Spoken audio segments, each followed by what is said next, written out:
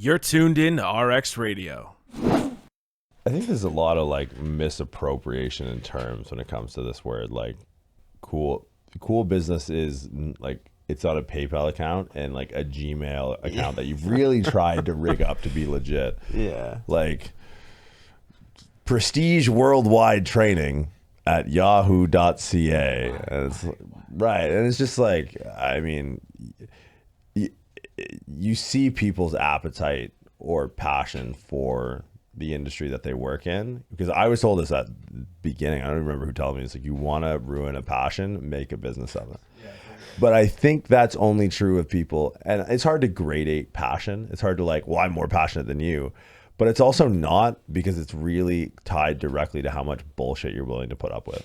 And also like your work ethic, right? Like your passion means shit if you don't have the work ethic to pursue it. I've always gone back and forth on that. Like I don't think discipline really exists. It's always been a thing, like an adage that I've kind of fallen back on. Because like, you know, I don't disagree with Jocko Willink on the way he approaches things, partially because he just fucking murdered with me with a spoon.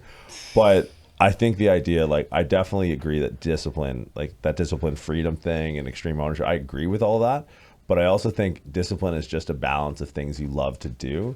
Right? Like, cause you've gone through it. Like you've been in the game for like a fucking decade, and like brick and mortar is the hardest game. Digital has its issues. Yeah. But it's like, you have to love it, right? Like it's the only way to get through it. So no matter how much like you can grit your teeth. And I think we're of a generation where you got to embrace the love and passion of it. Like I don't doubt for a second where we came from in Windsor that there's 90% of the workforce that gets up and go to Chrysler's every day. Those are the most disciplined fucking people I know.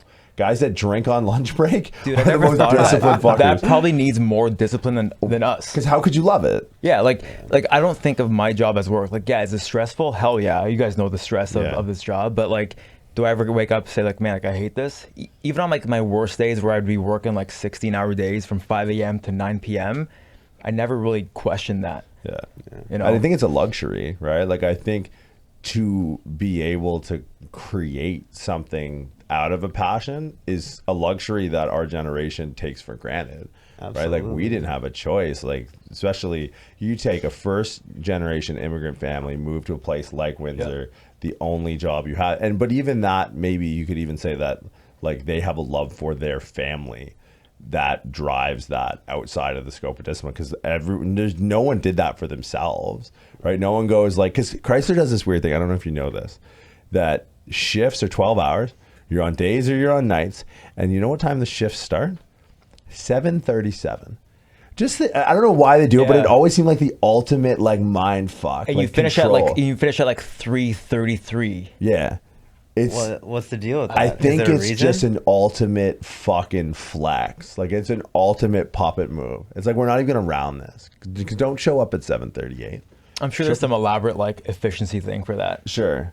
You would like to think so. Maybe it avoids people being late. If you say 7:30, they're going to be late anyway, so it's like just make it 7:37. Yeah. I love how my brain just defaults to, nah, it's probably better. If I was in that situation, I would just fuck with everyone. You got to show, what time do I start? 7:30? Like, no, 7:37. It's like, so 8 o'clock? Nope, 7:37. 7:40? Nope, 7:37. So it's like, yeah, I mean, but I think now with the lower barrier of entrance into fitness as a profession, and it can be to a certain degree, like, you know, instantly gratified, at least financially, with a PayPal account and a prestige worldwide at yahoo.com fucking email address, that when you start to run into the, you know, the inevitable issues, stress that comes with a business owning you and you owning a business, it'll test how much you really are passionate about it. Well, that's the difference between having a business and having a job. Right. Right. It's easy to create a job for yourself so that you're busy and you're working and you can make an income. But having a business is a whole different thing. A business is a machine that runs that realistically should do it independent of you. Right. Right. And that's hard in this industry because usually like you're a trainer, you're a coach, and that's how you kind of create your business around yourself. So like to automate that is super tough. Like with the online space now, it's a little bit easier, but like if you have a brick and mortar, like I had 3 full-time staff, and like that's a business, but man, that's a business that needs to run smooth. Otherwise, any little deviation fucks up your brand, fucks up member experience, fucks up like a lot of things. And then before you know it, you're like down this path that you didn't want to be in. Right. Well, yeah, because you had an interesting trajectory where it's like, you know, you can make moves based off of what's best for the business, but it's like it can, you know, a brand to me is an outward facing representation of whoever owns the business, right? Like to a certain degree. You know, we try and emulate that, and we even make some mentions of like, yo, we're stoked that like you're a part of it, because like, you know, it's people that are professional, they're courteous, they're respectful, they're intelligent, but they also like don't fuck around, right? Like they get after it in the gym, they get after it on the business end. But like, you know, your backstory is you went from you know, well, I mean, I'm not gonna tell it for you, but like you are a living embodiment of that, those small sacrifices or those small decisions, and how you can just kind of accumulate to a place where you're like, whoa, what the fuck, how did I end up here? Yeah. And like the hardest part is stopping where you're at to go a different direction after being in it for so long. Like I've been coaching for 15 years, the business for 10 years, which is mind-boggling that I had it for 10 years, man. Like it feels like 2 years that I've had it. But the fact that like I could stop mid-trajectory and then move a different direction, like COVID helped me big time with that. But like I've always had this vision of what I wanted in my brain from like when I first started the business, that the more I got into it, the more I'm like, this isn't the vision that I had. And if COVID didn't happen, I probably wouldn't have gone through the rebrand. Yeah. Because, you know, like 100, 150 members in, like you can't just stop and say, all right, guys, peace out, I'm done. Right. Like you'd have to kind of continue with that, or hire out or sell it and then move on. But I think a lot of people, like, I don't know, it still boils down to a passion thing for me, because a lot of people, how many packed it in COVID? Right, packed it in all together, so and who didn't see it as an opportunity, like, okay, here's a pivot for me to get back on track, right? Because when you talk about branding in a physical space, I think it's so much more important. And when you came out with Commxn, I was like, fuck, this slaps, like this is sick. Because it's like, think about like client acquisition or member acquisition in a physical space. You're bottlenecked by your geography, right? There are so many people that move in and out. What's your turnover rate? It's like, well, it's not like there's a mass exodus where it's like you can just do a simple change in your ad spend on Facebook Marketplace, and you can just go after a completely new audience, right? And there's no like, yeah, I went to high school with this guy. Like, I remember this guy. Like, yeah, I remember you from downtown, right? There's none of that. Like, you can reach a completely fresh audience, which, like, you know, if you can make it in brick and mortar, you can make it anywhere. You can make it in the digital space. And we saw this, you know, to a lesser degree in, you know, being in private practice as chiropractors and then transitioning into the digital space. Just like the fucking slogging it takes in a brick and mortar. It's like, oh, you must love it, because it's insane. And like brick and mortars, like, so like if you work at like a Good Life or a commercial gym, that's easy. Like if you're a coach in those gyms, it's easy because like, people come and go. But then if you open up your own brick and mortar spot, no one's going to show up unless you're like putting FaceTime on, whether it's on digital space or if you're like putting ads out, or like you're pretty much reaching out to friends and family. Hey, do you know anyone that wants to train? Just so you gain some traction with that. Like that's hard, right? As opposed to being in a commercial gym. The digital space, I mean, requires a lot of effort and work, but at least you can get eyes on you if your brand's on point, if it's catchy, if it kind of resonates with people. Oh yeah, and that's almost to a fault of the digital space, and it almost makes it harder to purvey actual quality, because it's like, you know, we were recording on nonsense equipment that oftentimes wasn't even plugged in. We were recording on mics that were like sitting next to laptops that were actually recording, and it's like, I think some of our best technical content, at least on the podcast, was our first 20-30 episodes, because we would come in with like a plan, and we're like, we're gonna go talk about the shoulder, don't want to talk about this, maybe we talk about just Olympic weightlifting today. And now it's just like, you know, and part of it comes to like acquiring, you know, sort of the skill and understanding what an episode or how it flows. But in a brick and mortar space, like there's none of that, right? Like there's no editing, there's no polishing, like there's no ability to you know, like you can't 4K a shitty layout. No, right? And like and like the polishing comes from days and weeks and months and years of figuring out, okay, like, is this space running the way it should run? Does it look the way it should look? And like when I first started, like I didn't have the finances to put in like a couple mil into a facility, right? So like you kind of start with the bare bones. white walls, and then you sort of like add as you go, as you get more funds in, and you add more posters and this and that and equipment, and then you make your brand look the way it should look. But the hardest part is like you said, like the polishing part of it, because you can't edit your stuff. Like I can't Photoshop my in-person experience, right? Yeah. Here's 10,000 square feet. It's like, wait, what? There's like a giant like Roadrunner fucking thing at the end. Yeah, just There's a paint it giant on the mirror wall. at the end wall. It's like, yeah, no, it keeps going. You just walk into this fucking mirror. Yeah. Yeah. No, go ahead. Online, you can manufacture all that, right? You can create the exact aesthetic that you want, and you can set your branding a certain way and just put on this persona. Yeah. But in real life, you gotta have your shit together. And I'm a big believer that I personally judge a book by its cover. I will pick up a book if it looks cool. Because you're a human being. Yeah, right. And like you said the other day, like we're a visual creature, right? So like our eyes tell us a lot about our perception and our reality in life, right? So if the book looks cool, I will pick it up and start reading it. But if in like the first few pages it sucks, I'm throwing it out. And so like, yeah, you need the aesthetics, you need the brand, you need like the message, you need like the visuals to capture eyes and audience. But like, if you suck at what you do, no amount of logos and colors and brands is going to be good. Yeah. You know, Well, I think for it's an inverse relationship though, because you were able to attain and retain a loyal, customer base but you had like a 420p product, like white walls, barbells, plates, but it's like the quality of the interactions, the presence, your awareness, your attention to detail, your community around your membership base. And it's like that where I think you get the biggest upper hand in switching into digital. It's like, oh, not that you just need a couple of 4K cameras and, good branding, but it's like, and I misspoke because this is a point, especially with your branding, is your branding didn't start, or your rebrand didn't start with this. It's because I wouldn't even say what you did was a rebrand. I would say it's actually capturing your real brand. Dude, yes. So like, I don't know, I was going to touch on this because my brand didn't come from 6 months of me working with an agency. It happened from 15 years of hands-on coaching and knowing what people want and need and like need to feel good in order to make the changes that they need to make. So like not even knowing, I was creating my brand identity early on when I was a trainer in a commercial gym, when I opened up my first spot, when I opened up my second spot, and then now I'm like, oh, 35 years old Mike, who's not 25 anymore, knows, this is what people want. This is what I want. This is what like I want my perception of my brand to be because I've lived it.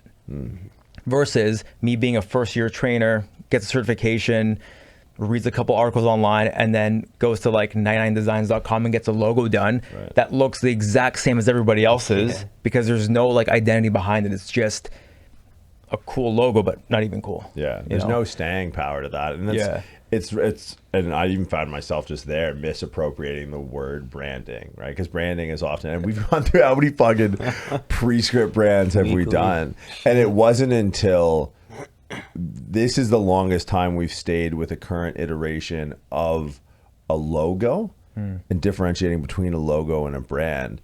And we haven't even really made mention of it. Like, to be honest, when we first landed on the name, I wasn't stoked on it for years, but I was focusing on the wrong thing. Yeah. Because I thought I was like, oh, the branding. I was like, dude, like some companies have really dumb names and they crush. Dude, if you look at Tim Hortons, he's a dead hockey player. But like even just like the name and the way it looks isn't cool. But like because it's been around for so long, even like McDonald's, like if somebody came out right now with McDonald's, you'd be like, that's kind of a dumb name. Yeah. But it's the reputation, right? And it's honestly like for us, building community online can be difficult, and we both agree that like the introduction of like the lab portion of our offering was integral in building the brand. And when I say that, the lab didn't change the logo, the lab didn't change the color scheme, but it's like you were able to do that in the hardest lab setting possible, because it's like we just get a bunch of people together on like a Zoom call.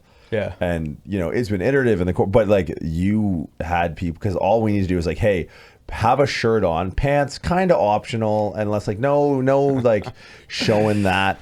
But the inconvenience of a like not classical gym model, but a brick and mortar gym model is like people. You're convincing people to get babysitters, right? They don't live close to here. It's like this adds another 10 minutes. I got to come to this class or fucking commute. So just the proof of, and I've said this, and I've always thought that, you know, there's a point in which we would have to ultimately prove ourselves with a brick and mortar facility to be able to legitimize our digital presence. That's why we do in-person stuff.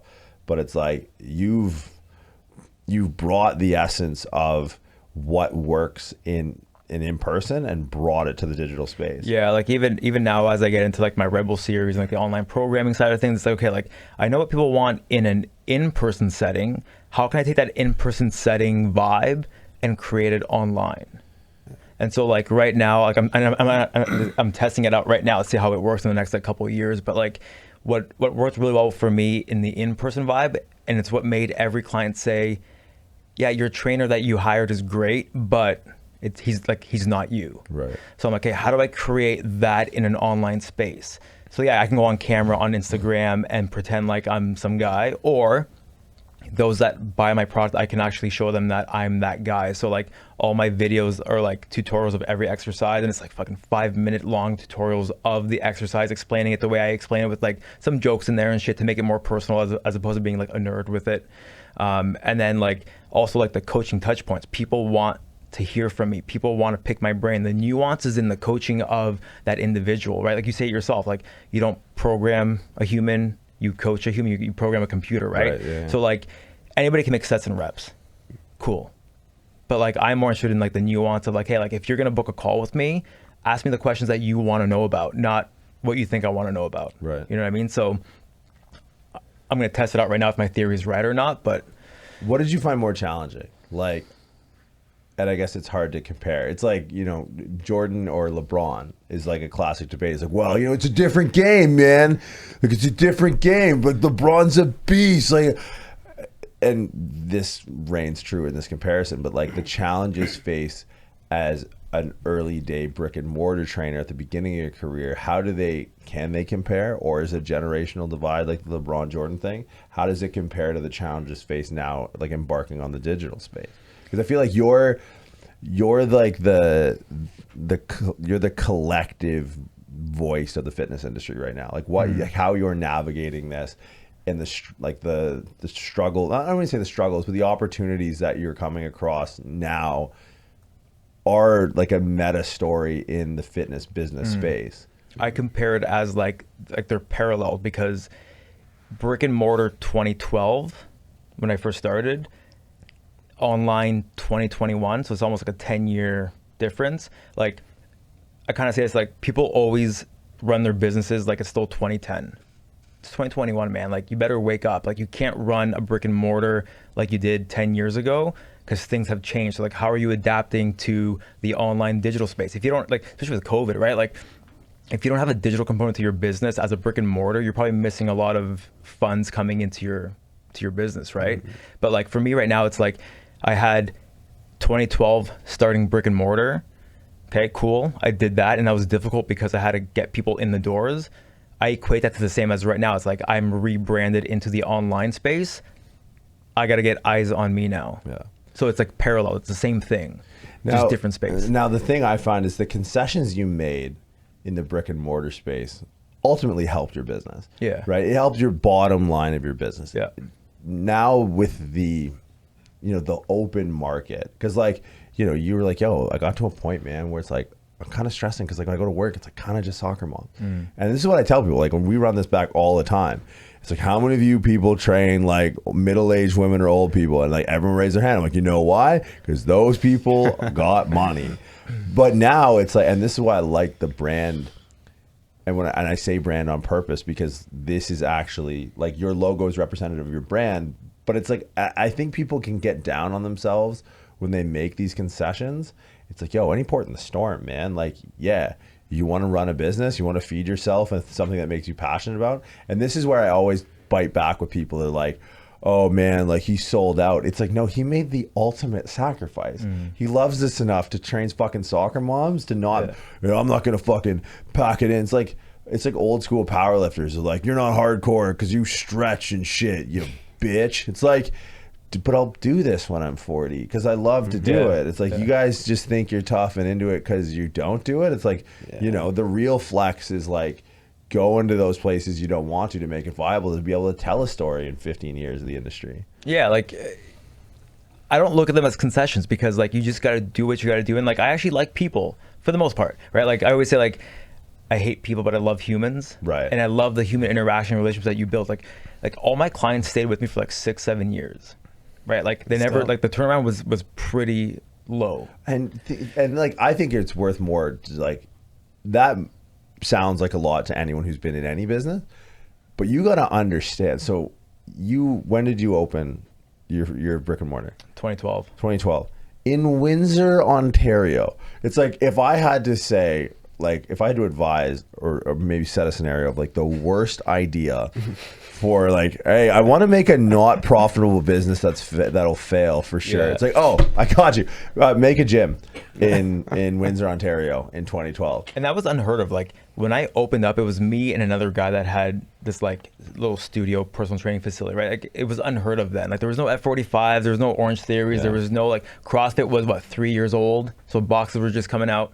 But then like within 3 years of me being open, 15 studios opened up. Crazy. In Windsor, right? So like, Wow. And then like CrossFit took off, all these boot camps took off. Like it just, then it became saturated. Like Windsor's like a Tim Hortons. Every corner there's either like a boot camp, or now it's like F45, or like any other like mom and pop shop kind of personal training facility. Like it's tough, right? Like nobody knows what your product is until you tell them what it is. Yeah. Right. And unless you have a good message and a story that resonates with them, no amounts of like, oh yeah, I got this degree, that certification, that won't sell you. Yeah. That's I don't hard, know. man, too, because like 6 years is a long time in fitness. Because Yeah. think of how much people get into fads in this industry. It's like CrossFit, F45, Orange Theory. It's always changing, right? I mean, even myself, like my go-to modalities change every couple of years. It's hard to keep someone engaged for 6 years at a time. So to retain people for that long, that says a lot, man. Yeah, it's dope, you know, like, and part of me kind of feels, I'm not gonna say guilty, because I'm never gonna feel guilty for always following like my visions and my heart and my passion. And that's the hardest part in transitioning, is that like people thought, or like some members thought that I rebranded because I didn't like them. I said, no. It wasn't you guys. It was the fact that like I was going in a direction that didn't fulfill me. And if I'm not fulfilled, you're gonna get a shit product. Right. Right. And like, so like Sweat was great for what it was. And like at first when I was going through the rebrand, like I had all the intentions of keeping the name Sweat Fitness and Performance. And then it wasn't up until like 4 months into like the rebrand. And like when I say rebrand, it's not just logo and colors. It's like, who's your audience? Like, what's your message? Like we went through like surveys upon surveys on like my key demographic and like their buying behaviors, how they buy, like what they like to do on the weekends, what kind of, like, and we have like a brand persona with like exactly what they do and like their age. So like there's more than just the logo and colors. That's like the last thing that we did at the like last couple months, right? So when I was in a meeting with my brand guys and they're like, are you opposed to changing your name? I'm like, fuck, let's do it. Like I had no hesitation, partly because Sweat at the time didn't mean anything to me. Like I was 25. It was like a cool little buzzword. Sweat sounds kind of like easy. But it had no like visceral reaction to me, right? So then when they came up with Commxn, and listen, like credit to like my brand guys, I got nothing to do with this, but this is what they got out of my messaging. Yeah, you're the impetus to it. And the reason, and like I've always done my branding myself. Like I never, like all my logos were done by me in the past, but like now I'm like, hey, like I have this vision in my brain that I just can't get out myself. No amounts of Photoshop, no amounts of Adobe Premiere and video editing will get this message out unless I have somebody else take it from me. Right. And like I interviewed like 4 or 5 different agencies, and I went with my gut. And these guys were fucking unreal.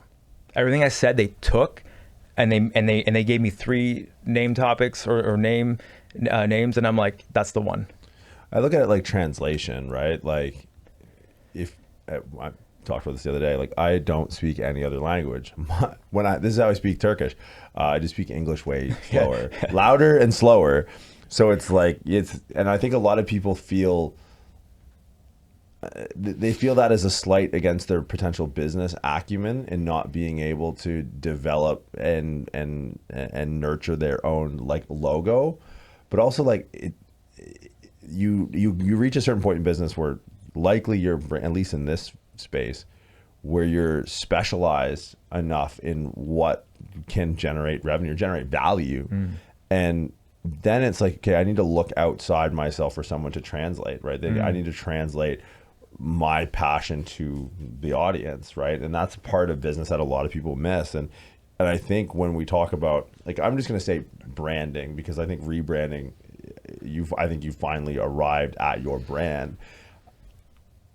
People need to hear that this was like a 6-month process. Yeah. And that the logo piece of it was like the last rung. Right? And like, I'm a guy that like needs to see the logo first before I do the rest. Right. And well, you're visual, right? Yeah, right. Like, and I'm like very visual, right? I'm creative. I have like an artsy kind of vibe to myself, but like, I'm like, no, this time I'm gonna do it the right way. Right. And like, I sat through all these fucking boring meetings. And I'm like, I don't want to fucking talk about this shit. Yeah. But like, I know, like, I'm like, this is the shit that's going to make me successful in like 10 years from now. Right. So it's the long game approach. And the reason why I think I have this long game approach is because I've done it for 15 years now. Like, I've had the long game. I'm like, 15 years went by this fast. Yeah. And fuck, man. Like, then the next 20 is going to go even faster. So I don't mind that long game, you know? Well, it's wild to see, because you don't see it often, like the coexistence of a physical and digital space. Nowadays, every single person I know, it was digital first, physical second, right? And like, I'm talking, you were down in hybrid, and my 40 is a lot like that to a certain degree. You know, the gym we're in right now, Pure Muscle and Fitness, like, you're one of few who's arrived at a similar point, but has done it by the completely inverse means. Like, you've taken like the goddamn goat path to get here. But at the end of the day, it's like, success leaves clues, right? Like, regardless of how you get there, it seems like the people who are crushing it in fitness in general are people who can exist or coexist in the physical and digital, or in the physical and digital space. So like, to be able to toggle the switch is so difficult. Right? Like, just being able to be, I'm in person now. This is what's required of me, versus I'm on the digital space. This is what was required of me. Like, you need to get stops and clicks and likes and subscribers and shares. It's tough, man. It's but not easy. I think the toughest part is actually staying true to whatever they pulled out of you to make it consistent with the brand. Like, because I know people that their physical business is sick because they're great in person, but they just play this avatar of themselves in the digital space that it's like, people can tell. People can tell when it's not real. Oh, for sure, right? man. And Like, especially online. Yeah, and like, I'm still trying to figure that out now. Is like, hey, like, how do I have to present myself online so that, number one, I don't burn out like I did in the physical space, and how do I stay true to my message and who I am? That way, I can attract the people that I want to attract. Because it's very easy to default to your old habits and your old patterns. It's like any behavior. Right? If you're trying to change a habit, you always default back to your habit. So I'm like, how do I stay the course? So that way, like, in 5 years from now, I'm not like, why did I deviate by this? But it could be like the smallest deviation in the beginning, and then in 5 years it's like, oh shit, like, I'm way off again. Right. So I'm trying to really like be very like, not scientific, but very like calculated with how I decide how to run this brand forward, because it's always going to be evolving. But like, how do you stay true to that message? Well, there's even a deeper difficulty that I see in that approach, because first off, the number one problem with fitness business is inaction, I find.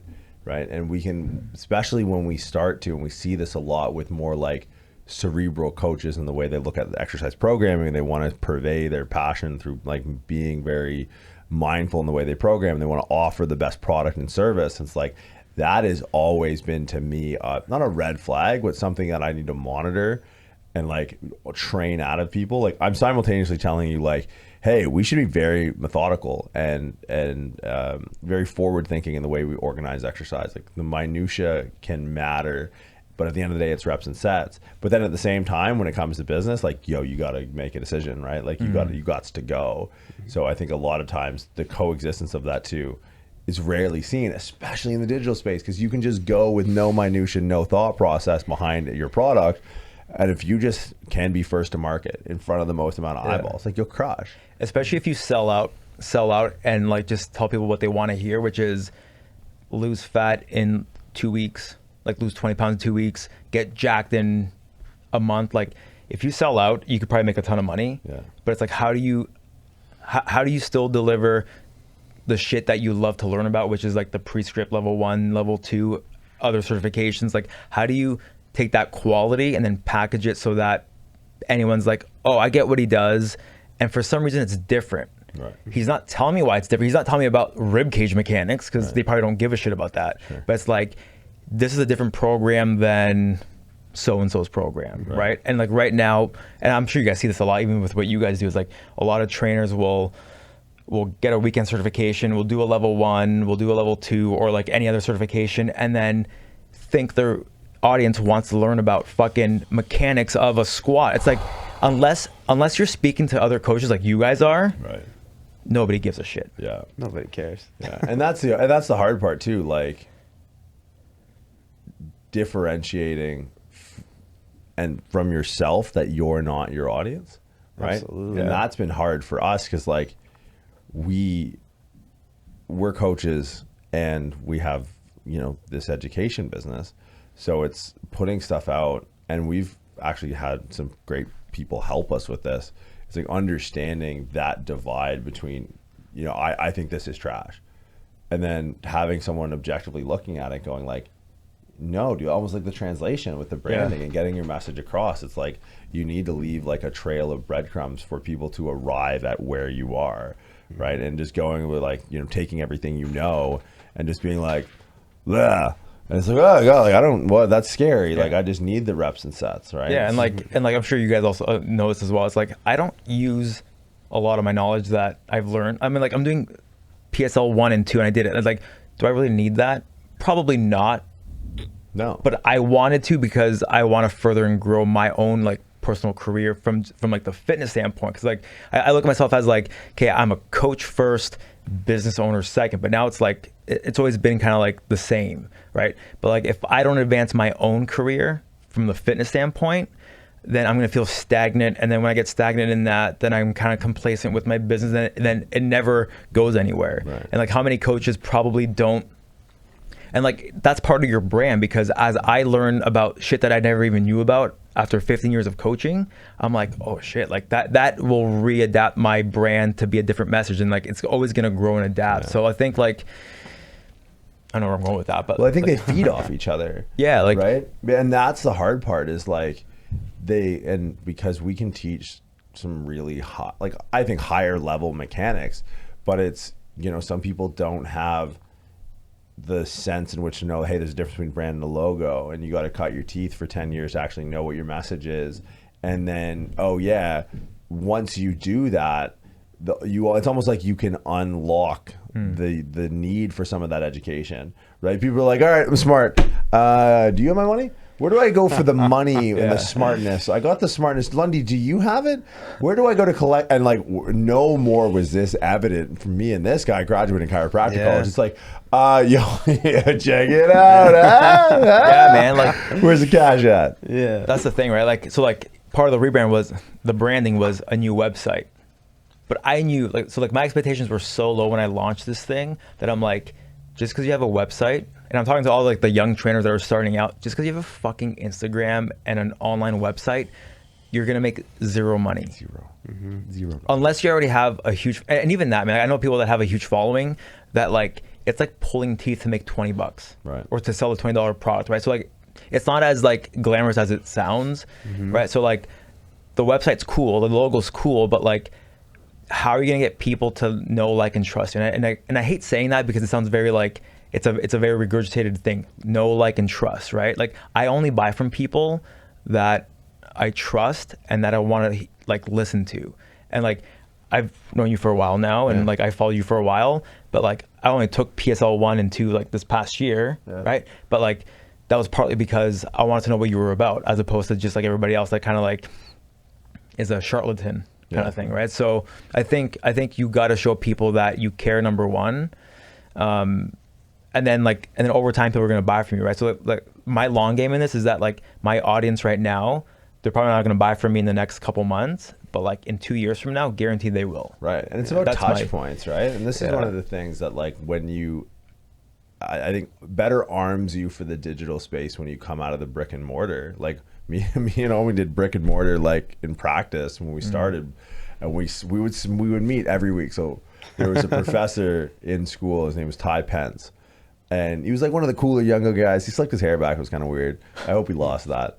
Yeah. He's greasy. He was a beauty though, and he would talk about how him and Brant Pedersen. Now they were trust fund babies. So like, yeah, man, me and Brant would go out on his boat every weekend, and we would just be like, man, like how are we gonna make it work? And I'm like, what do you mean make? We got a boat. Like you made it work. Whatever. Your parents made it work. So when we graduated, like we started meeting every week. Yeah. Be like, yeah, I gotta eat hot food soon, man. Like I don't know if I can be doing this tuna can bullshit. And we just would rap week over week. And when we finally, we got to a point where we started looking into the digital space, and it was like, okay, we got to make this transition now. But we had been cutting our teeth getting people into a physical space with the geographical bottlenecks that come with it, and with this idea of building name, image, and likeness is everything, right? Like look at the NIL with the NCAA, like that's huge. But when we got into the digital space, like I had some idea of the concept behind a touch point, where it's like, I had 3 or 4 different gym memberships around the Bay Area, right? Because it's like people would see me in a gym, people would like maybe hear about me, and fuck, if I was lucky, maybe I'd be on like an Instagram Explore page that they saw. So like brick and mortars usually required 3 touch points, right? Where digital space is like 8, 9, 12. Like if you look at statistics around email marketing, like people will buy on the 8th email, the 9th email. So it's like it can be in the early stages instantly gratifying. I remember the first time we made $49. Me and this motherfucker, we put up a post about something that we were selling, and it was a $49 program, and someone bought it. I was like, oh, post Instagram, make money. Yeah. I was like, this is fucking brilliant. This is, I don't know, what have we been doing? But that's what keeps you going, man. Like right. That $49, like, yes, fuck, I got it. Yeah. But that $49 is built off of 10 years. Yeah. And that's what I didn't see, because I didn't realize the touch points. And now in the digital space, like understanding podcast, touch point, Instagram post, touch point, YouTube video, touch point, article, book, fucking showing up in everyone's fucking gym. Like, hey, you that guy? Like, yeah, I'm the guy. Yeah. Another touch point. Like and Instagram stories, like just like right. Just everything is a touch. Where brick and mortar, it's like you figure this out. That's why real estate agents are like making fucking bus bench ads and shit, and skywriting. It's like they just need 3 or 4 touch points. But I think the digital space is like those touch points, especially if you're going to be in it, 8, 9, 10 touch points. You need a lot, especially when it's so saturated. Like it's saturated in a good and bad way. In a bad way, like you get a lot of like fucking just random shit, but like it's saturated for a reason, because people are still looking for good programs, right? Like I don't really, so like right now I see like a lot of like really nice looking brands with logos online with very shit products, right. And then you see like a bunch of nerds that are fucking super smart. They're probably really good with people in person. Yeah. But they act like nerds online. The worst. The worst. The fucking worst. And like I had to get over this myself too, right? Like, I remember in the beginning, like I would always post shit to make myself sound smart to my peers. Right. Not to like you guys and everybody else, right? But it's like, I'm like, man, like I'm not selling to you or you. I'm selling to like the soccer dad or the soccer mom that wants to lose 10 pounds. It's like, why am I posting about hip IR? Yeah. And that was like what really, when I saw the Common video go out, because it's like we struggle with that, because it's like we want to capture different audiences, right? Like with the niche in fitness and being maybe a little deeper in thought processes, like we need to start to appeal to more people, right? There's a small amount of people that really are like, oh wow, okay, I'm one level below that, and I think that'll set me to the next, and I know that if I invest in this, then I'll get a better off. And it's like, that's not a huge market, man. So like appealing to broader audiences. And once I saw that, I was like, oh fuck yeah, because I saw the evolution of like, I still nerd out on stuff that's nerdy. Yeah. But it's like from a in the challenge now existing more in the business realm. When I saw that move, I was like, fuck, dude. And I think you caught a lot of people's attention of just being like, oh, hey guys, this is what matters now. Like you got the nuts and bolts sorted out. No one's questioning an ability to write a program,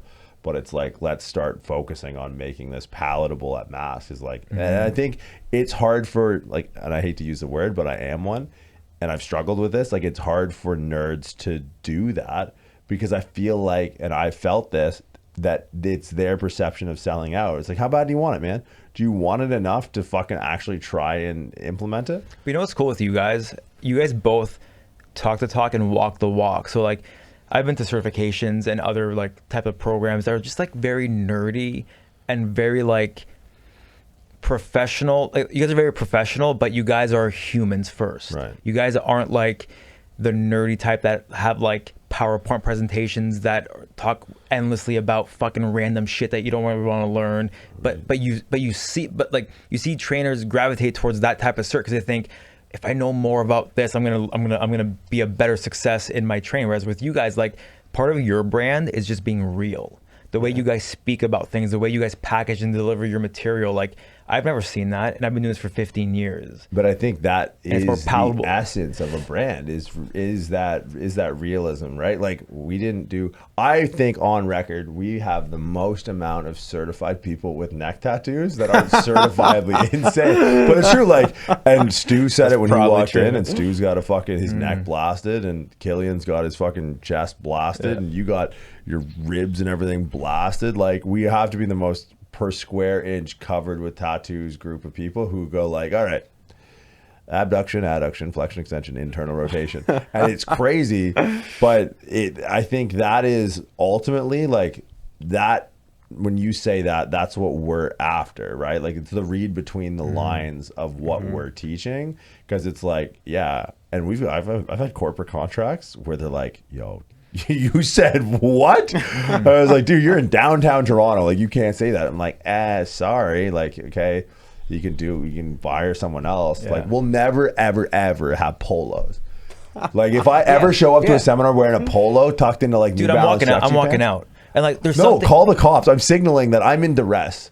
Like, I have Alzheimer's or something, or someone has me at gunpoint. But there's something cool when you can walk into a certification and like you're wearing the coolest Jordans and like you guys are wearing like the coolest gear, and I'm like, oh, and they're smart. Fuck yeah, I'm down. Like, you know what I mean? Like, and that's what I hope for my businesses. Like, I want people to be like, man, like, got good music, good style, fucking cool apparel. Yeah. Oh fuck, and he also knows how to train people. Right. That's what I'm after, I think there's right? a weird market, like there was almost like a dark age of cool for a bit. It was like weird.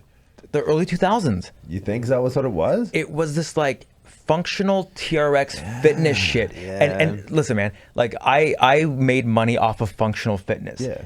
The reason why I had a functional fitness facility was not because I thought functional fitness was the thing. I had no money to buy a squat machine, right, or a pec deck.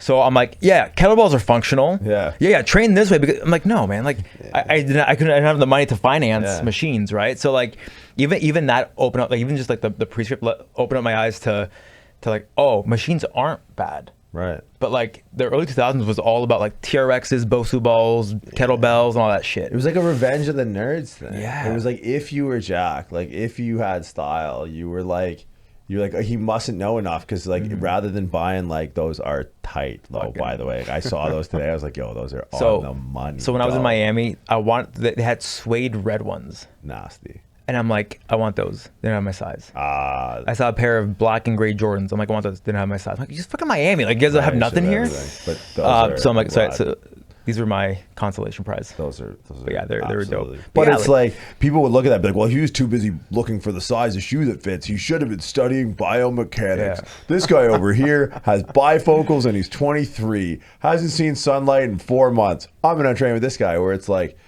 you know, I think the proof's in the pudding, man. Like, you see some of the guys who've actually trained themselves and understand what matters. Like, you'll resonate with. Like, I'll be in the weirdest places. I've been in some bad places. Like, I've been in some places where like, oh fuck, like I shouldn't be here. And I'm rocking like some ridiculous joints. And then 3 or 4 guys are coming up to me and I'm like, oh, all right, like, watching the pocket, here goes. Like, this is gonna pop off. Shouldn't have taken the alley. and like, yo, are those the? And you get mad respect from that. Yeah, and it's just like, oof. And I'm like, I'm not doing it as like a means in which to protect myself, but it's a conversation starter, right? I'll never forget one of my favorite business quotes of all time is, have you ever seen Catch Me If You Can? Tom Hanks tries to catch Leo DiCaprio. Yeah. And he's like, why did the Yankees win all those games? It's because everyone was too worried about, or everyone was too busy looking at the pinstripes. Right? Because it's just, and it's a subversion. It's disarming, right? It's not like it's being liked. Like the word like is to be of kind, right? Like of kin. So like likedness, like we talked about name, image, and likeness before. If you follow the root back of that word and what it actually means, it's like it's to be liked is to be of kin, right? And to be of kin is to be of the same. I hate to use the word tribe, but that's kind of where the lineage of the or the etymology of the word comes from. But if someone's into shoes and they walk in, or they like come across Common and be like, well, I could, we have this saturated market, but like, I mean, it's one of the best points I've ever heard on the topic is like, it's saturated because people are still looking for something. Yeah. And like, if you see my space, it's like fucking graffiti skulls in there. Nasty. Who did that? Dirks. So, dude, he even goes out and gets the best fucking, Dirks? There's a spray paint artist in Windsor. I'm just shout him out because he's fucking gangster. And like, I'll be all over the world. I was in Dubai. There's a fucking Dirks piece. On the side of fucking, what is it, penalty box. There's a Dirks piece. I was in Miami. In South, we'll do 2 blocks from the gym. Was telling me about there's that. A fucking Dirks piece. So like, even shit like that, where someone will walk up, like, and that's who you want. You want the guy who walks in and be like, who knows street art and goes, no fucking way. You got Dirks to do this? Sick. What's your membership? Yeah. Oh, kettlebells? Like, what are you actually doing like, here? I purposely did that because I'm like, nobody wants to stare at fucking white walls. I don't want to stare at white walls when I'm working out in a fucking garage warehouse. Fuck that. Right. So I'm like, I'm just going to graffiti the fuck out of this gym. And like, everyone comes there now because of that. And like, and it's weird, right? Because even like when I had, so like my second location, when I moved from like my small little studio space to a 5,000 square foot warehouse, shout out DeFranco, because like I only went into a warehouse because of DeFranco. Like that guy, friend of the show. And like, dude, like I started training when YouTube was just getting out, and DeFranco was the guy on YouTube. I watch all of his videos. I'm like, I need a warehouse like that. So I got a fucking 5,000 square foot warehouse in Windsor, Industrial Park, Patilla Road, and like dirt cheap. I'm like, yeah, I'll get this. It's cheap. But like, I'd have soccer moms, 45, 50-year-old women coming into this no air conditioning, 90-degree in the summer warehouse with like turf and squat racks. And I'm like, why are they fucking here? Because they love the vibe. There's something about that they were like, I need to be here. Yeah.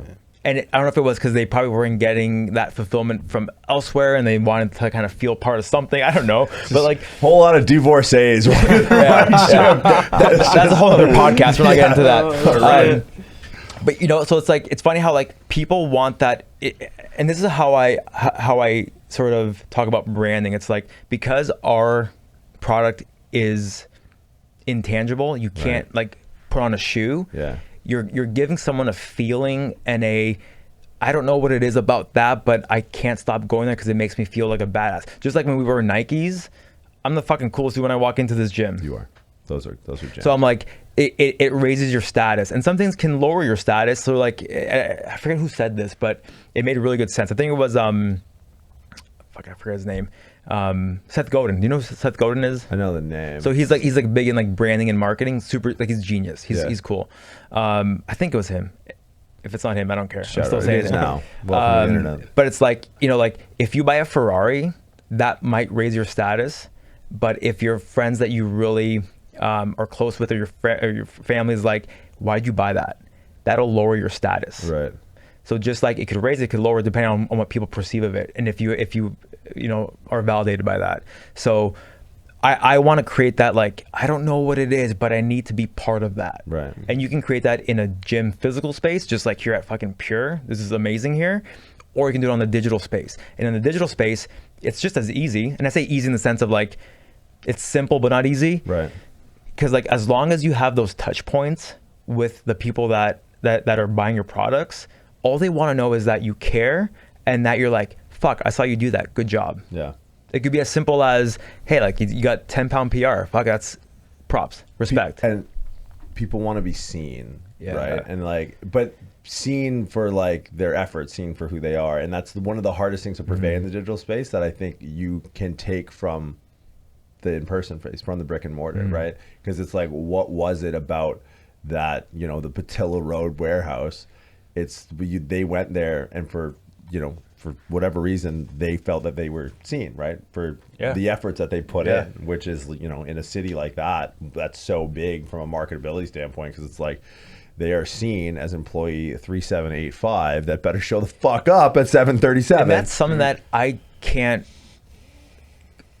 empathize with, because I was never that employee, right? So like, for me, it's like, I can validate myself through my passion in my career. So like, having somebody come in and smile, that to me is enough to be like, fuck yeah, I'm gonna keep doing this. I don't care how exhausted I am, I'm gonna keep doing this. But like, I can never understand the other side where it's like, yeah, maybe they don't get the support at work or at home or anywhere. Whereas like for us, I think like we've always been in a gym setting where we've been part of a group in some capacity. Right. So we understand how that, whether it's team sports, whether it's whatever, like we just gravitate towards that. Whereas most people don't. Especially in like today's world, like they work from home, it's boring, like fuck. Like, and I think that's why a lot of times it's hard to identify that, and we can chalk it up as intangible, right? Like we can chalk it up as intangible, but I think because it's commonplace, right? When we go to these spaces, we've never felt, you know, I don't think, at least in our recent history, like we've never felt that we never had that gratification. We never felt that we weren't seen. Right. But I think when you peel the face back off of it, and I think one of the most difficult things for people on the internet as they either adopt fitness in a digital space primarily, or as they transition from a physical space into the internet, is understanding the importance of like, your customer needs to be seen. And success leaves clues. Like this is not a fucking, it shouldn't be eye opening.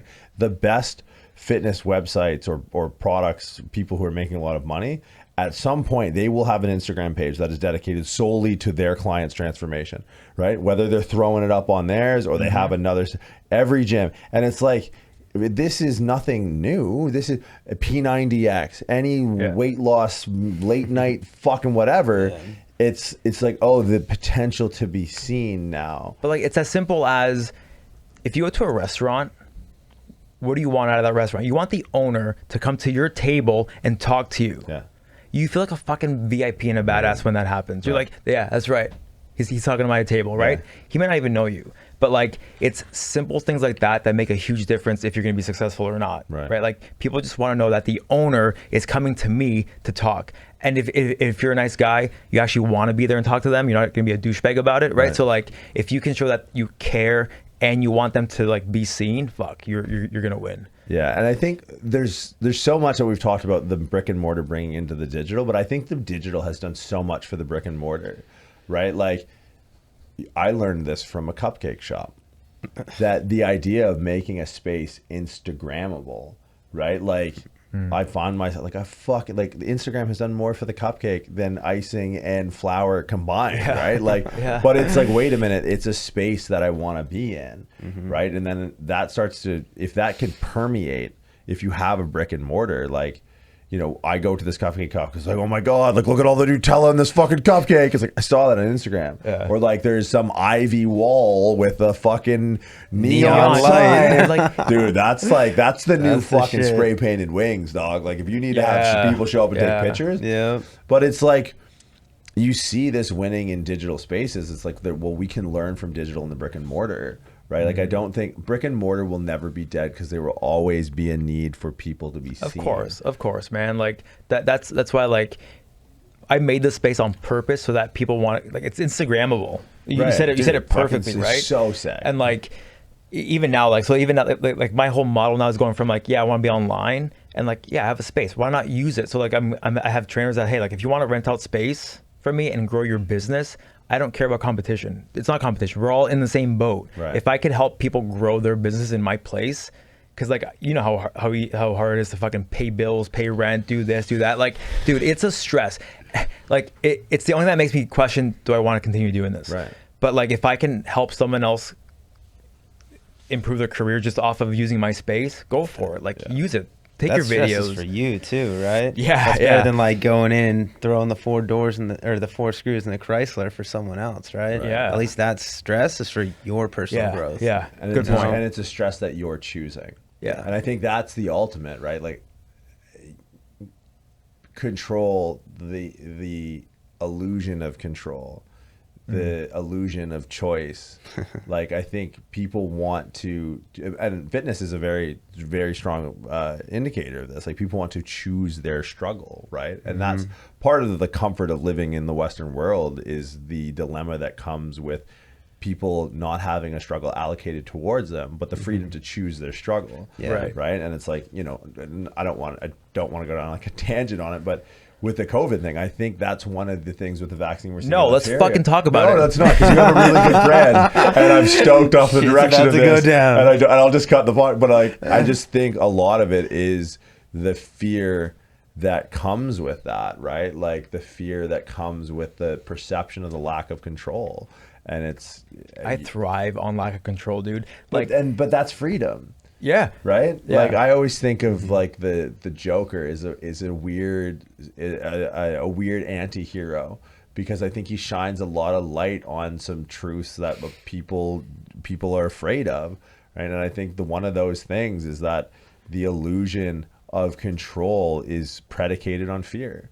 And I think if you can give someone a space where they can choose, you eliminate that fear. Right. So when I see your branding, like I see a lot of that, right? Because even in the name and like the juxtaposition of the name, where it's like it's common spelt uncommonly. do you know like the whole meaning behind this? Because I always get asked, Bring like, it. No, I love it. like, what's with the X?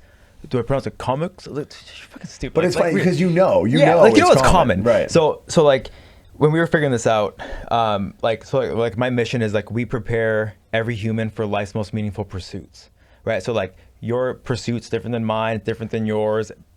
We all have this idea of like our best version of ourselves or our best life. And so while we all have this unique vision of what our meaningful pursuit is, that's what bands us together. It's what makes us common. Right. And we call our crew, the people that train with us, that buy our gear, original. So it's like the O, we're the originals, right to your meaningful pursuit with the line right to the X. Right. So like stylistically, it's fucking dope. And like if you actually see like the gradient in like my logo, this just has a blue line, but it's like the gradient looks sick. That like stylistically, like the word looks good. Of the shirt, the X equals thing, fucking that ruined me for like a day. Yeah. And like we were sitting around at his place, and it's so nice to like be in a space that's, like you said, like it's not like you had art everywhere, and I was looking at a bunch of shit. Usually I walk into like, I don't know, most of my friends are in bodybuilding or whatever. And I guess what? It's just a bunch of black and white pictures of dudes that look kind of like them. I was like, "Is that you?" He was like, "No, that's Sergio Olivia." I was like, "I thought he was black." He's like, "Yeah, it's a black and white photo." I was like, "He looks just like you." Is that you? He's like, "No, it's Dorian Yates." I was like, "Well, looks just like you." And then I walk into your place, and there's just like these weird, like eclectic skull things, and like a picture of a bull next to like a weird Hello Kitty thing with like that was super like postmodern. I was like, "Oh, this." We were talking the whole time, and I was just like, "What the fuck?" Just like looking around and all this shit. I was like, "Oh, this is neat. I don't see this every day." But it's like, and that's one thing that COVID really taught me is like, and all the shit that I've been through my fucking life, right? Like, and you don't realize that it impacts you until you're like, oh, yeah, right. So like everything that I have right now at 35 years old and like my security, like there's no way that I would be asking questions at a PSL 1-2 lecture or in person 2-3 years ago. Really? Right. And like partly because of like my imposter syndrome, my insecurities, and like so like branding really comes down to, are you secure enough with yourself to just fucking speak your truth in your message? Right. 100%. And I would not be able to do that unless I went through all my breakups, all my therapies, all my fucking workouts, and all my fucking training and all my business shit. Like I would not be able to do that. Yeah. And I think that's why this message now resonates with like, dude, when you DM me when I first launched it, and like you're like, fuck, I've been seeing this. I'm like, the fuck. I'm like, the muscle doc was looking at me, dude. That blew me away. Really? Oh, dude, Yeah. I'm a fan, man. Dude, I'm like, why the fuck is he looking at me? I'm like, really? Dude, like that made me like, I'm like, I got something here. No doubt. Explain like the X equals, because you can't see it on the back of the Yeah, shirt. so that was like, so I like fuck with that. So when we were coming up with the logo and like the logo type and all that stuff, my other logo mark is OX, so it's like the O and the X with the line, okay? Right. And I use that sparingly on my website. So if you go on my pull it up on the Google. I wanted to use it so bad. Lundy's there, man. He's at the Commxn.com. Common with an X. That's even a plug. Common.com.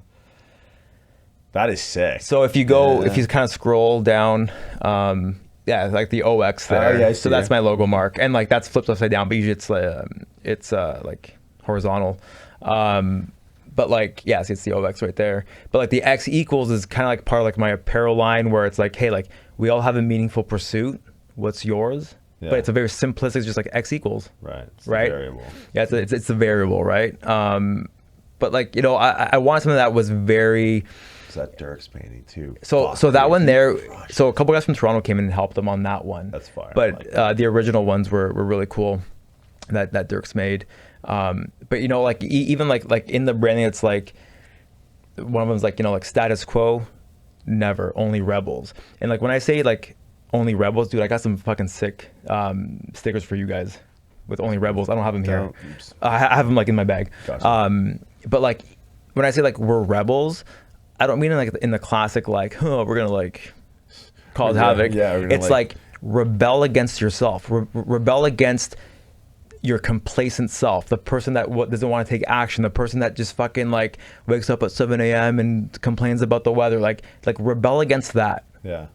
And like, it sounds so cliche, but it's like, man, like you have this one fucking life. And it's what I told myself. I'm like, okay, I either do this whole brand now or do it never. Right. And like, I don't want to be on my deathbed. Again, this all sounds cliche, but I don't want to be on my deathbed thinking, man, I should have gone with my gut. Yeah.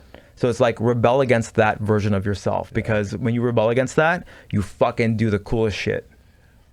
Evidently, man. And it's a common thread. Like, Rogan will talk about like the inner bitch. Yeah. Which is like, I probably fuck a little bit more with the way you word it than that one. But it's like, we all have those moments where the alarm clock goes off.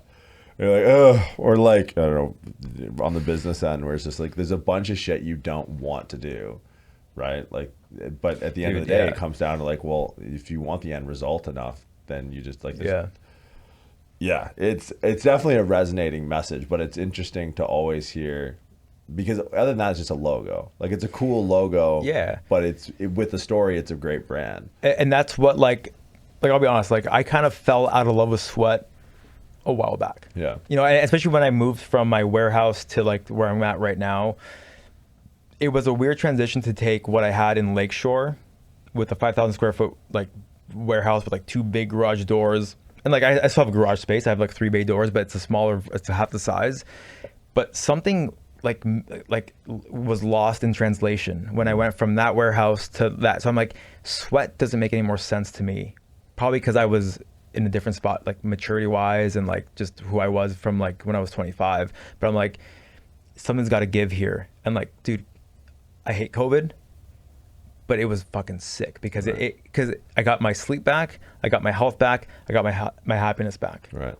And most people got the opposite of that. Right. And I'm like, if you didn't take the last 2 years, and if you didn't fix yourself, right, shame on fucking you, man. Because like, well, that's it, man. Like, I think, and that's the underlying story of branding on the whole. And I think the difficult part is to carve out the time, whether to have it forced on you or otherwise, to like be able to figure it out. Because I think if you took most people in our industry and have had them sit down, like, hey, sit down for an hour and a half and tell the story behind 7 letters in a blue line, and they'd be like, they would tell the Fiverr story. And I don't think like that's necessarily branding. Yeah. And like it's such an elective service that we provide, right? Like, it's such a luxury service. We are the world's equivalent of like a white dog in a Louis V purse.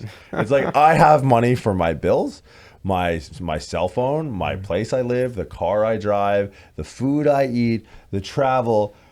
Oh, I don't really want to think about exercising. You guys do it, right? Like, it's such a flex industry already. But so I think you're only really going to resonate, like, if you want to capture a market of people who have worked to a point where they have that disposable income for the services that we all provide. Well, and that was part of the reason why I wanted to do the online space, is because like my Rebel series is $35 bi-weekly. Right. And you get to call me once a week. Yeah.